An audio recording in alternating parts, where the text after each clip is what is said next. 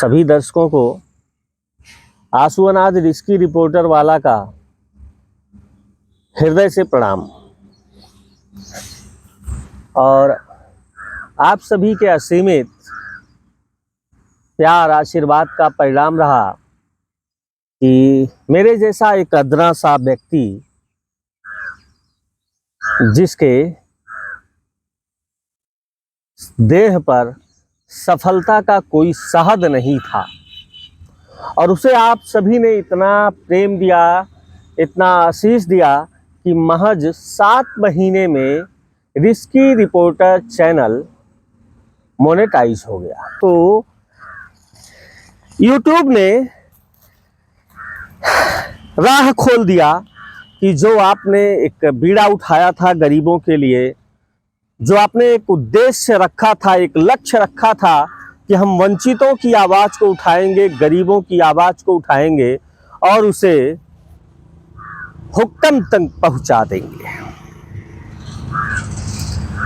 उसमें आप सभी का जो सहयोग रहा उसके लिए मैं हृदय से आभार व्यक्त करता हूं। जब मैं इस चीज़ का शुरुआत किया था तो बहुत कठिन लग रहा था। कठिन इसलिए लग रहा था कि रिस्की रिपोर्टर नाम की कल्पना करना और उसको मूर्त रूप देना। जब रिस्की रिपोर्टर को कई बार कई नाम के बाद में अंतिम में यानी सैकड़ों नाम के बाद में रिस्की रिपोर्टर आया, तो आज मैं फिर से रिस्की रिपोर्टर का अर्थ आपको बताना चाहता हूं। कारण क्या था कि रिस्की रिपोर्टर ही रखा गया था। दरअसल जब आप समाज के अंतिम व्यक्ति की आवाज़ बनना चाहेंगे तो एक तबका आपसे रुष्ट हो जाएगा, वो तबका आपसे नाराज होगा जो कहीं ना कहीं से उसका शोषण करता था, कहीं ना कहीं से उसको दबाकर अपना काम निकलवा लिया करता था। वो तबका आपसे नाराज होगा। मेरा काम भी वही था कि मैं वंचितों की आवाज़ उठाने की बात कर रहा था। और एक उदाहरण दे कि परशुरामपुर बेल्ट में गांव की समस्या थी, और वहाँ जब मैं कवरेज में गया, गांव का ही आदमी लोग जिसके हक को मार लिया गया था ग्राम प्रधान के द्वारा और सेक्रेटरी के द्वारा, तो वहाँ प्रधान के कुछ आदमी हमको ईंटा लेकर दौड़ा लिए थे मारने के लिए। ऐसे एक जगह नहीं, कई जगहों पर आया कि जहाँ ये लग गया कि सामने वाला हाथ साफ करना चाहता है। फिर भी जेहन में कहीं से भय नहीं था। भय इसलिए नहीं था क्योंकि मुझे आप पर भरोसा था। ये जो आप लोगों की शाबाशी मेरे पीठ पर अप्रत्यक्ष रूप से मिलती थी, ये मेरा हौसला हुआ करती थी। और ये मेरा हौसला ही टॉनिक हुआ करता था, जिस टॉनिक को पीकर मैं निकलता था। और उसी टॉनिक के सामने वो जो ईंटा दौड़ाया था, ईंटा उठाकर मुझे, वो शायद मेरे लौट जाने पर ही भाग गया था। ये हौसला मैं पैदा नहीं हुआ था लेकर, ये हौसला आप थे। और आपके इसी हौसले का परिणाम रहा कि महज 7 महीने में रिस्की रिपोर्टर टीवी मोनेटाइज हो गया।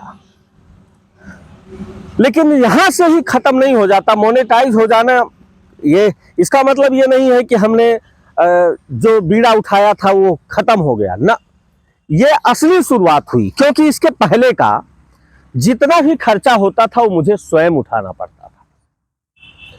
पता लगा 40 किलोमीटर जाना है, कोई गरीब आदमी है और उसकी खबर बनाना है, तो गरीब है और मेरा लक्ष्य है कि उसकी आवाज़ को उठाना। तो परशुरामपुर का ही एक केस ऐसा था कि एक बच्चा अपने माँ को कंधे पर लाद कर डॉक्टर के यहाँ दिखाने जाता है, और उस बच्चे को हल्की बुखार होती है। वही डॉक्टर जो उसके माँ को देखता, उसने उस बच्चे को एक इंजेक्शन दिया, और उस इंजेक्शन देने के बाद उस बच्चे का शरीर नीला पड़ गया। अपने माँ को कंधे पर लाद कर गया था बेटा, माँ के पीठ पर लौट कर आया। मैं इस खबर को उठाया था, वहां भी बहुत विरोध था, लेकिन विरोधों से जब लड़ जाओगे तब जीत मिलती है। आज वो अपराधी जेल में है। हमारे ही बगल में दोहावा में एक बेटी के साथ में बलात्कार किया जाता है और उसे मार के और अधमरा सब करके छोड़ दिया जाता है, और वो घर बिलखते हुए आती है और पूरे देह में उसके खून लगा होता है। और मैं वही दिल्ली से लौटा होता हूँ, हमको ये सूचना मिलती है, मैं उसके घर जाता हूँ और बड़े जोर शोर से मैं उस मुद्दे को भी उठाता हूँ। एसओ छावनी हमसे संपर्क करते हैं, उन्होंने कहा था कि मेरे ऊपर यह प्रेशर ना किया जाए, टाइम दिया जाए, मोहलत दिया जाए, जिससे मैं असली अपराधी को पकड़ सकूं। और 6 दिन के अंदर वो भी अपराधी पकड़ा गया और जेल भेजा गया।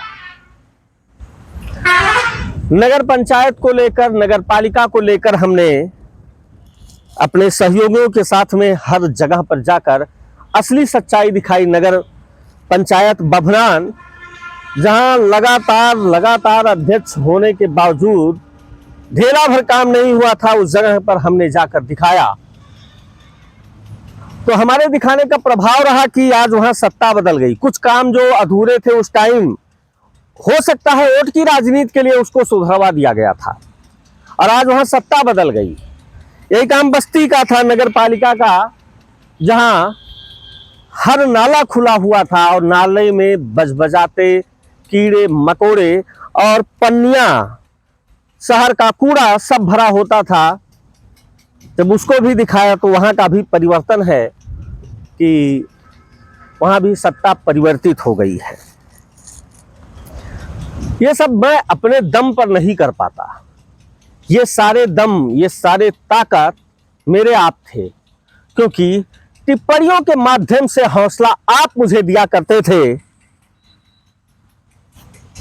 कि बहुत सही, बहुत अच्छा, निष्पक्ष पत्रकारिता, ये जो आपके शब्द आते थे, ये मुझे और ज्यादा हिम्मत दिया करते थे। लेकिन अब जितना अधिक आप इस वीडियो को देखेंगे, कोई भी वीडियो अगर रिस्की रिपोर्टर पर लगता है, तो अभी तक मैं अपनी जेब से लगाया, सहयोग से लगाया, अब हमारी वीडियो जितना अधिक देखी जाएगी, उसका चाहे 1 रुपया ही हमको यूट्यूब देगा। तो जब हमारे पास कुछ नहीं था, तब आपने बहुत कुछ दे दिया। अब तो एक चरण हमने पार कर लिया है, अगले चरण के लिए फिर आपसे भीख मांगने आया हूं। और वही भीख मांगने आया हूं कि आवाज वही है, मुद्दा वही है, उद्देश्य वही है, लक्ष्य वही है, वंचित, आवाज वंचितों की। तो रिस्की रिपोर्टर फिर उन्हीं वंचितों के लिए आपसे हाथ जोड़कर यह भीख मांगता है कि रिस्की रिपोर्टर को अभी तक जितना आपने सहयोग दिया, जितना आशीर्वाद दिया, अब उससे ज्यादा देने की जरूरत है। तो कुछ नाम जो चैनल के प्रारंभ से जुड़े, जैसे भैया मनोज तिवारी, जो हमको लखनऊ से बैठकर हिम्मत देते थे, यासु घबराना नहीं, मैं हूं।